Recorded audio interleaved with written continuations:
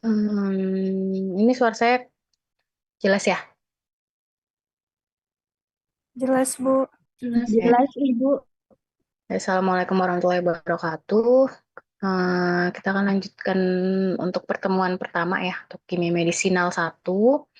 Ini untuk materi hari ini masih pendahuluan ya tentang kimia medisinal.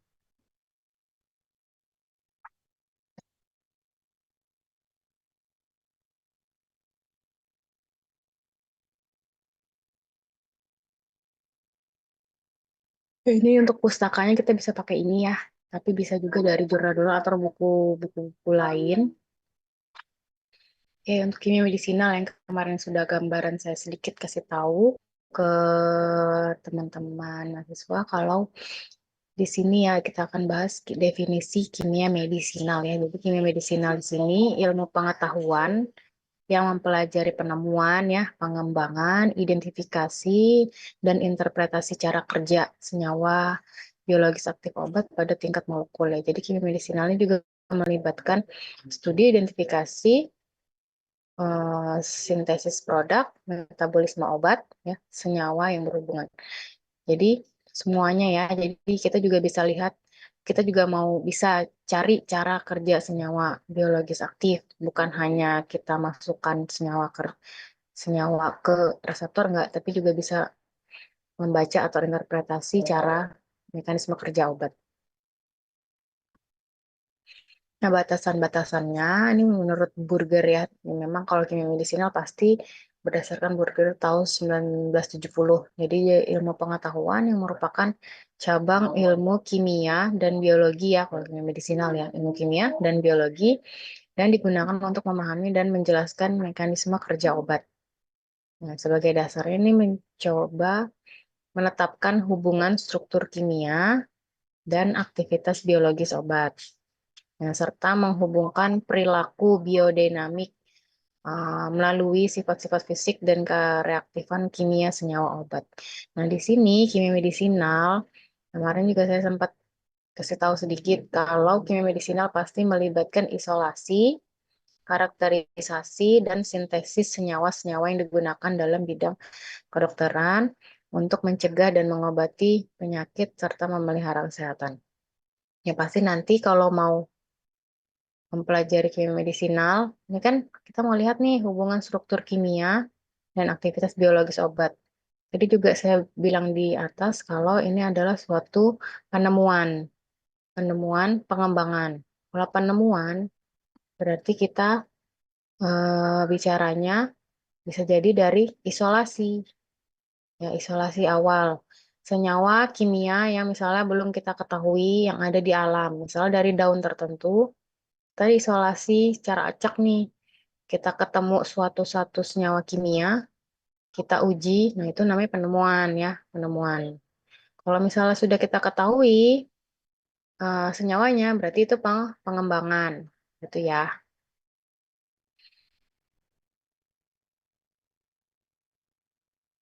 Nah, batasan-batasan lagi ini berdasarkan Taylor dan Newell ya, dari tahun 81, kalau studi kimia medisinal itu adalah studi kimiawi senyawa atau obat yang dapat memberikan efek menguntungkan dalam sistem kehidupan dan melibatkan studi hubungan struktur kimia senyawa dengan aktivitas biologis. Jadi sama ya, kebanyakan sama definisinya.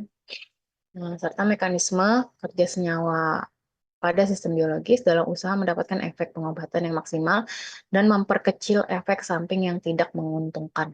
Itu ya. Efek samping itu pasti ada ya, pasti ada.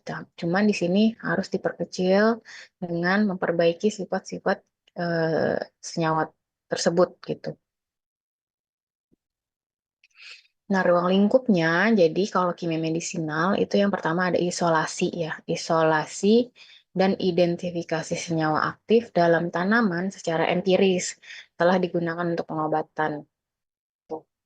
Tapi kita nggak bisa nih tiba-tiba ngambil daun ini untuk kita isolasi itu nggak bisa. Kita harus mengkaji secara empiris. Jadi di misalnya daun ini atau tanaman ini, nah, biasanya digunakan untuk pengobatan apa di masyarakat gitu. secara coba-coba sama masyarakat. Nah, itu secara empiris atau secara memang sudah turun-temurun dipakai untuk pengobatan. Gitu. Itu baru bisa kita identifikasi senyawanya. Terus untuk sintesis struktur analog, struktur induknya disintesis dari bentuk dasar senyawa yang mempunyai aktivitas pengobatan potensial. Jadi sintesis dari senyawa dari tanaman itu, misalnya tanaman ini ketersediaannya di alam sedikit atau nanti takutnya malah habis atau punah gitu kan. Nah, kita makanya dibuat sintesisnya di laboratorium yang senyawanya mirip, struktur senyawanya mirip dengan senyawa aktif di tanaman gitu. Nah, terus yang ketiga mencari struktur induk baru dengan cara sintesis senyawa organik dengan atau tanpa berhubungan dengan zat aktif alamiah. Ini benar-benar penemuan baru ya, mencari struktur induk baru. Terus menghubungkan struktur kimia obat dengan cara kerjanya, mengembangkan rancangan obat, mengembangkan hubungan struktur kimia dan aktivitas biologis melalui sifat kimia fisika dengan bantuan statistik gitu ya. Itu mengembangkan medicine. Nah, keilmuannya yang harus kita pahami, ya makanya kan kemarin saya tanya, kalian dapat apa aja sudah dapat apa aja di semester 1 gitu kan ya. Karena kimia medisinal tuh harus tahu farmakologi, tahu kimia analisis, kimia organik, kimia fisika, biokimia, farmaseutika, biotransformasi, biologi, mikrobiologi, fisiologi, toksikologi, patologi, sehingga sampai ke kedokteran klinik. Kan kalau kedokteran ya. Makanya kita harus tahu di sini ilmunya. Pokoknya yang penting tahu kalau obat itu mekanismenya adalah senyawa, suatu struktur senyawa itu akan berikatan dengan satu sisi senyawa akan berikatan dengan satu sisi reseptor yang molekulnya sangat besar. Itu kan nggak mungkin berikatan dengan semuanya. Itu nggak mungkin. Jadi dia akan berikatan dengan satu sisi reseptor. Tuh. Kita pelajarin sampai situ nanti ya di kimia medicine.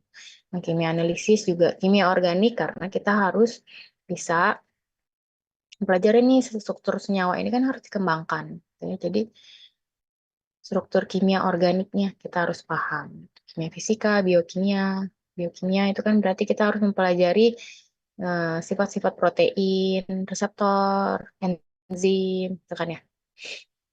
Ini kita coba ilmu lain juga harus paham. Nah, untuk sejarahnya kimia medisinal ya. Jadi beberapa abad yang lalu ada periode pengembangan bahan obat organik ya telah diperhatikan. Jadi kemungkinan adanya hubungan antara struktur kimia, sifat-sifat kimia fisika dan aktivitas biologis senyawa aktif suatu obat gitu ya.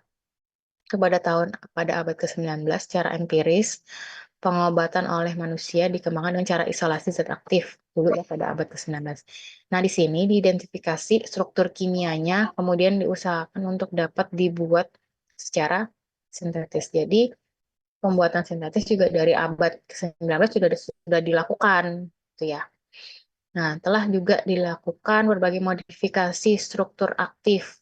Ya, struktur yang sudah ada nih, struktur kimia yang ini, yang pada abad ke-19, sudah dibuat sintetisnya. Nah, selanjutnya dilakukan modifikasi struktur zat aktifnya.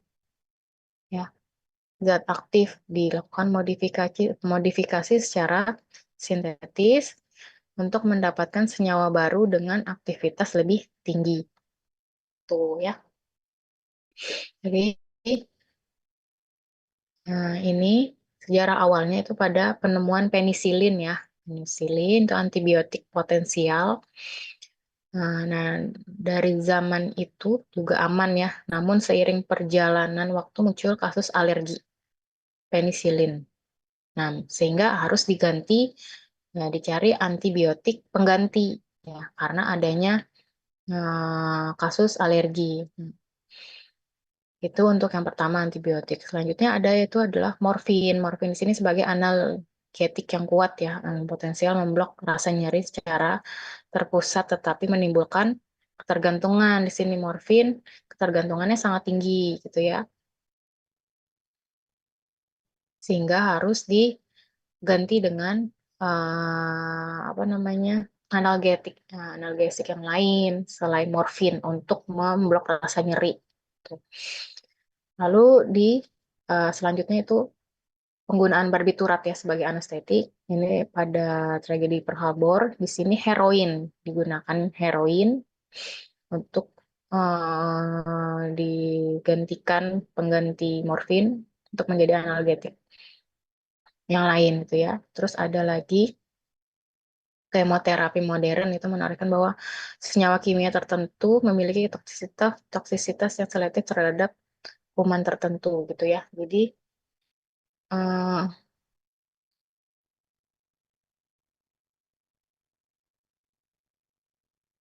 kemoterapi ya memiliki efek toksik, tapi dari efek toksik ini ya kan ya dia ternyata memiliki aktivitas sebagai antibiotik ya. Jadi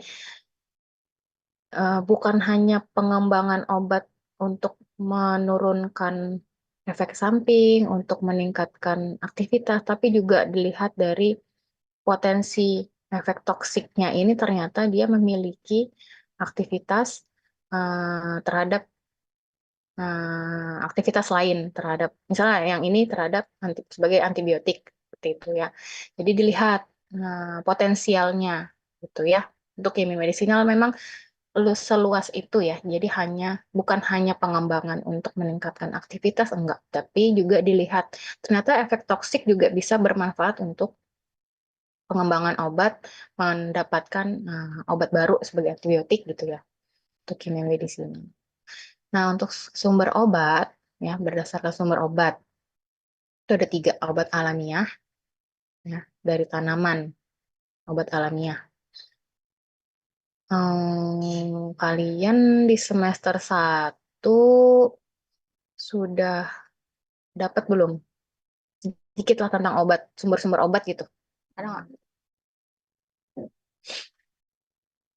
Halo, halo. Ada Ibu. Ada, ada ya. Berarti kan masih nyambung ya, sini ya. Itu di apa? Di mata kuliah apa ya?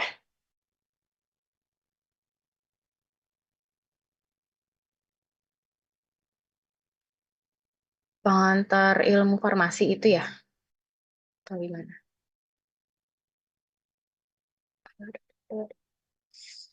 Nah, jadi obat itu ada 3 ya golongannya ya. Ada obat alamiah, ini yang terdapat di alam, pasti ya. Yang pertama dari tanaman, paling banyak dari tanaman. Tuh, contohnya quinin, atropin, dan lain-lain. Kurkumin, dan apapun itu yang pernah kita dengar ya. Terus pada hewan juga ada minyak ikan, ada hormon, ada mineral, contohnya belerang, kalium, bromid, itu dan sebagainya. Itu dari hewan. Terus ada obat semisintetik. Ini adalah obat hasil sintesis yang bahan dasarnya berasal dari bahan obat yang terdapat di alam. Contohnya morfin. Morfin ini kan terdapat di alam, ya. Itu diubah menjadi kodein. Terus obat sintetik murni. Ini adalah obat yang bahan dasarnya tidak berkhasiat. Setelah disintesis akan didapatkan senyawa yang dengan khasiat farmakologi. Contohnya obat-obat golongan analgetik, antipiretik, antihistamin. Itu ya. Itu ada 3 sumber obat. Ini yang obat-obat yang tidak dapat dibuat secara sintetis atau biaya produksi yang mahal, maka diisolasi dari sumber alam. Contohnya glikosida jantung, quinin, atropin, insulin, gitu ya. Insulin kan juga memang biasanya dari hewan. Ya. Terus, nah ini beberapa kasus ya, kenapa dilakukan apa namanya pengembangan obat dengan ilmu kimia medisinal. Jadi ya 5 juta senyawa kimia yang sudah diidentifikasi setiap tahunnya bertambah 100 juta senyawa baru gitu ya dari 5 juta senyawa kimia. Nah, 63.000 itu telah digunakan secara umum ya, 4.000 sebagai obat, 4.000 sebagai bahan tambahan, 1.500 sebagai pestisida itu ya. Nah, lanjutannya dari 252 obat pada daftar obat esensial ya di WHO, sumber obat itu yang paling banyak itu dari sintetis, yang paling banyak ya. Ya, selanjutnya itu dari tumbuhan atau hewan, farmakognisi. Nah, secara sintetis ini yang berperan besar itu ilmunya adalah kimia medisinal gitu ya. Makanya kurikulum kalian yang baru ini kita kenalkan duluan dengan kimia medisinal. Karena memang secara sintetis itu lebih mudah, nggak mudah juga sih dibandingkan dari tumbuhan. Jadi ya, kalau dari tumbuhan itu kan ya, kita harus isolasi dulu. Isolasi itu untuk dapat satu senyawa murni yang bentuknya kristal, itu waktunya nggak sebentar, itu lama ya.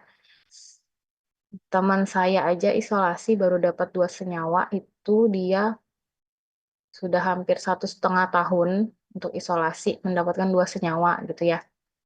Itu dari eh, tumbuhan apa gitu ya, daun apa gitu. Dia baru dapat 2 senyawa, sudah masuk 1,5 tahun. Makanya paling banyak dari sintesis kimia itu secara kimia medisinal itu bisa dibuat di laboratorium, tuh ya. Nah, pengembangan obat baru di sini untuk satu jenis obat sampai dapat dipasarkan 20 sampai dengan 200 miliar rupiah itu ya, harganya dari 8.000 sampai dengan 10.000 senyawa baru yang baru disintesis. Ya, itu dari satu jenis obat.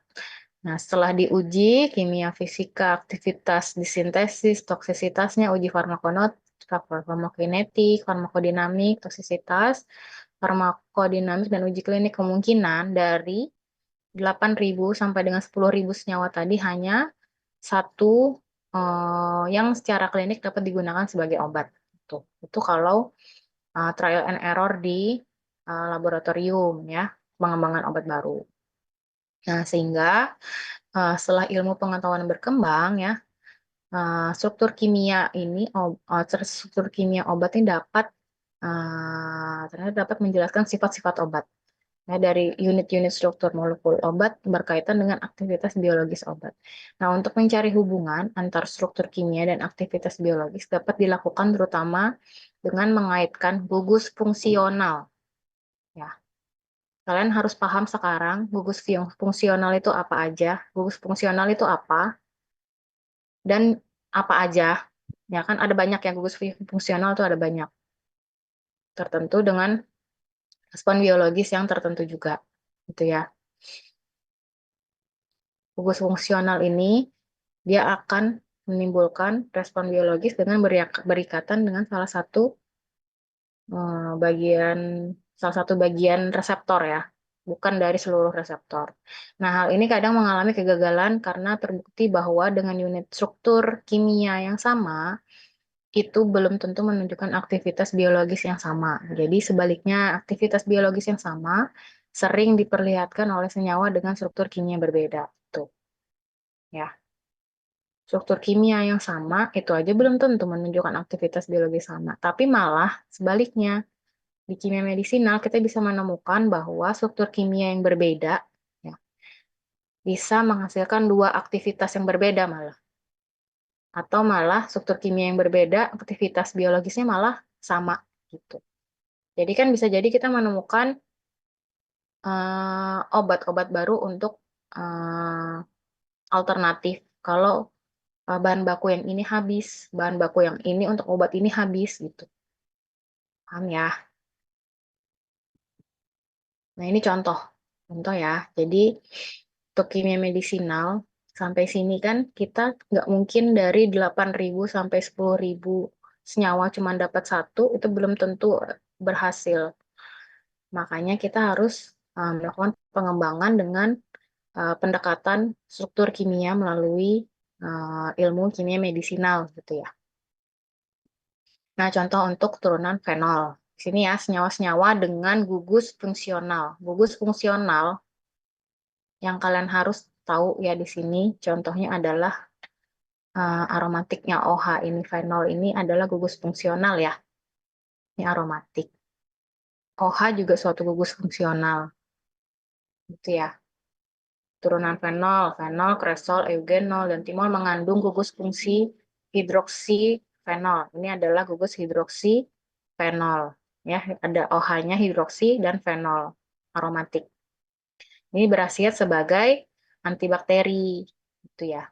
Tapi pada R ini ya, gugus fungsi R di aromatiknya, ketika ditambahkan dengan H, dia akan menjadi fenol, ya, ini adalah H. Ketika ditambahkan dengan 2CH3, dia akan berubah menjadi kresol, ya. Ketika ditambahkan dengan gugus fungsi ini, ya, dia akan menjadi eugenol dan seterusnya. Dia akan menjadi timol dan masing-masing menjadi aktivitas biologinya sebagai antibakteri. Itu kita sudah mendapatkan 4 senyawa obat sebagai antibakteri. Di situ fungsinya kimia medisinal. Dan di sini kita bukan coba-coba di lab, tapi kalau kimia medisinal kita coba-cobanya secara komputasi ya di komputer. Gitu itu ada alatnya ya, bukan langsung kita bikin nih di lab pakai pelarut ini kita coba di bakteri, enggak, kita cobanya di laboratoriumnya pakai komputer tuh ya. Contoh lain ini adalah golongan sulfonamida. Jadi golongan sulfonamida di sini contohnya sulfonilamid, sulfacetamid, sulfaguanidin, dan sulfamethoxazole ini adalah mengandung gugus fungsi sulfonamid. Ya, gugus fungsi utamanya yang ini, yang saya bulatin ini ya, sulfonamid. Nah, ini bagian yang ini, SO2NH ini bisa dimodifikasi ya strukturnya yang berhasil sebagai antibakteri. Ketika bagian yang bisa dimodifikasi dan yang dimodifikasi itu hanya farmakofor ya, farmakofor. Eh, hanya bagian yang tidak hanya bagian yang tidak akan mengganggu aktivitasnya dia berikatan dengan reseptor, itu ya. Kalau ini untuk modifikasi bisa di bagian ini, yang bagian R ini. Kita akan mendapatkan 4 senyawa antibakteri baru, gitu ya. Kalau 3 senyawa antibakteri baru, yang pertama kan sulfonilamid nih, ya kan? Yang ini. Yang tiganya itu adalah antibakteri baru. Itu ya, secara sederhananya gitu. Nah, penjelasannya ya, jadi untuk turunan senyawa dengan gugus fungsi yang sama dapat memberikan respon biologis yang sama. Itu karena bekerja pada reseptor yang sama atau mempengaruhi proses biokimia yang sama. Itu penjelasan sederhananya ya, kalau turunan dengan gugus fungsi yang sama dapat memberikan respon biologis yang sama. Nah, untuk turunan fenol di sini ya, gugus fungsinya adalah hidroksi, dapat menyebabkan koagulasi pada denaturasi protein bakteri, gitu ya. Nah, untuk turunan sulfonamid di sini bekerja pada penghambatan bersaing dengan para aminobenzoat. Itu adalah suatu senyawa yang diperlukan untuk pembentukan asam dihidropetroat yang sangat diperlukan untuk pertumbuhan bakteri. Ini reseptornya berbeda ya untuk turunan fenol dan sulfonamid reseptornya berbeda tapi mempengaruhi uh, reseptornya sama, cuman dia beda pada penghambatan proses biokimia si bakterinya ya. Kalau turunan fenol dan sulfonamid gitu ya. Kalau ini kan turunan fenol pada bagian protein koagulasi dan denaturasi protein sel. Nah, itu yang diganggu. Kalau sulfonamid, dia menghambat si para aminobenzoat. Gitu. Sama-sama menghambat pertumbuhan bakteri. Tuh. Cuma di bagian yang berbeda. Paham ya? Nanti misalnya Setelah inilah kita tanya jawab ya. Nah, selanjutnya contoh lain untuk senyawa dengan struktur kimia berbeda. Di sini kan struktur kimianya berbeda, tetapi aktivitas biologisnya sama ya. Jadi contohnya di sini obat anestesi sistemik. Ya, contohnya ether, siklopropan, halotan, dan tiopental. Nah, di sini untuk ether, ini kan ether seperti ini ya. Ini siklopropan, ini halotan, dan ini tiopental. Ya, nanti kita lihat. Nah, obat yang kedua ini adalah diuretik. Contohnya, eh, nanti kita lihat penjelasannya. Kalau yang ini, untuk anestesi sistemik, dari bentuk strukturnya aja sudah kelihatan amat sangat jauh ya. Bentuknya sudah sangat jauh. Tapi sama-sama sebagai obat anestesi sistemik. Tuh. Nah, untuk obat diuretik di sini juga sama.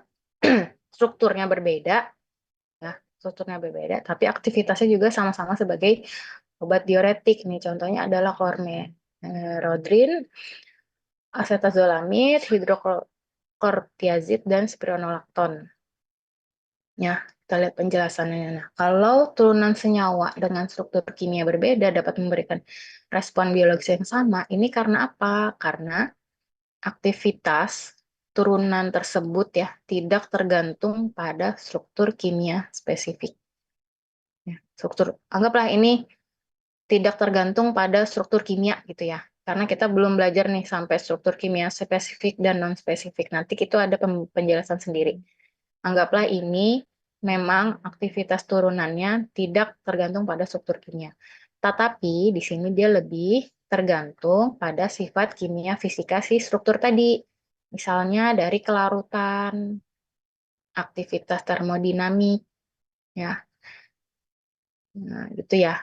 Nah, terjadi pada senyawa turunan berstruktur tidak spesifik atau obat anestesi sistemik. Karena apa? Kalau kita lihat yang ini ya.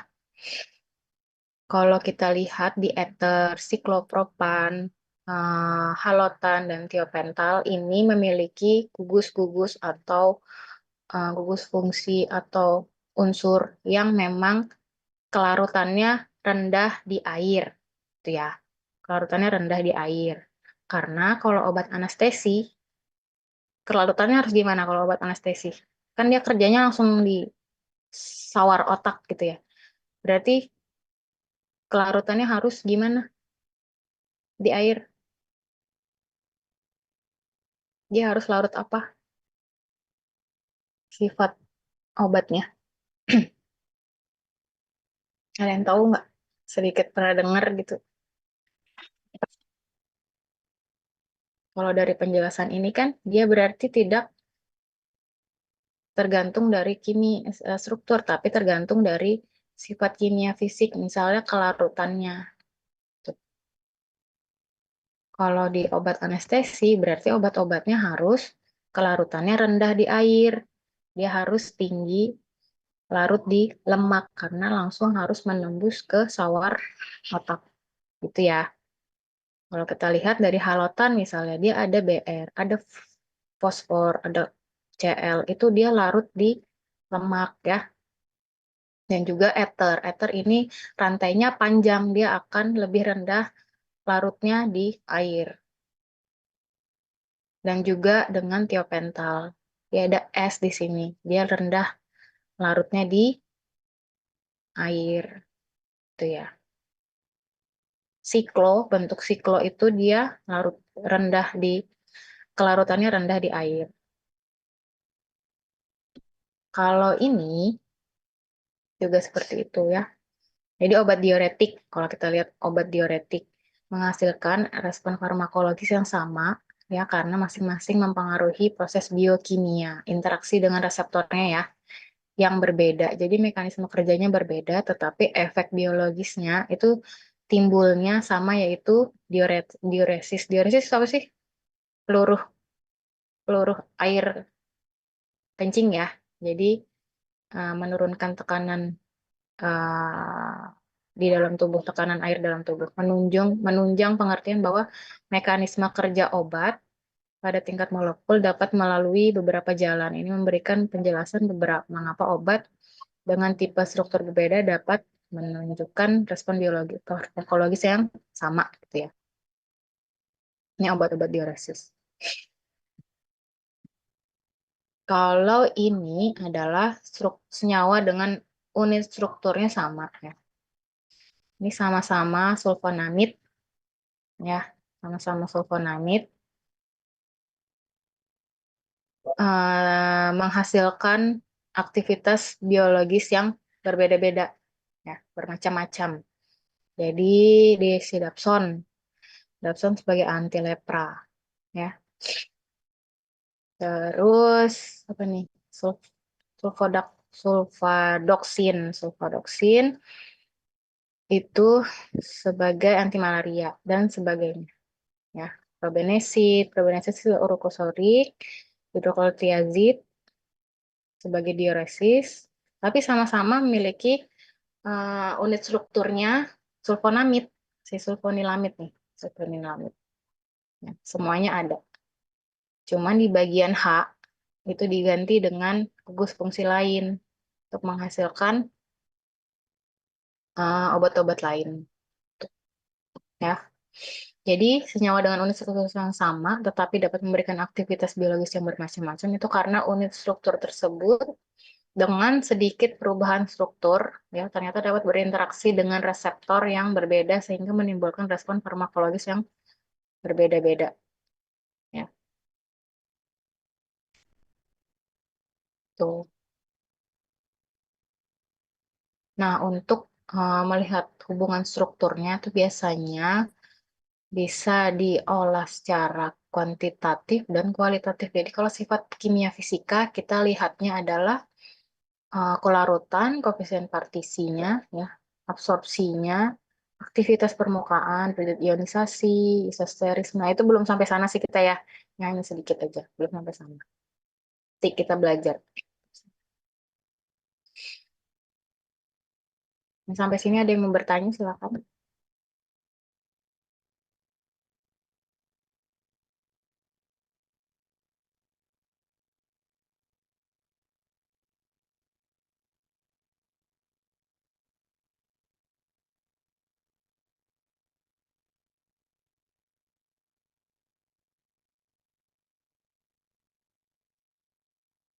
Ada yang mau bertanya? Masa sudah paham semua? Hebatnya sudah paham semua ya? Halo, 145 orang. Saya sambil cek absen ya.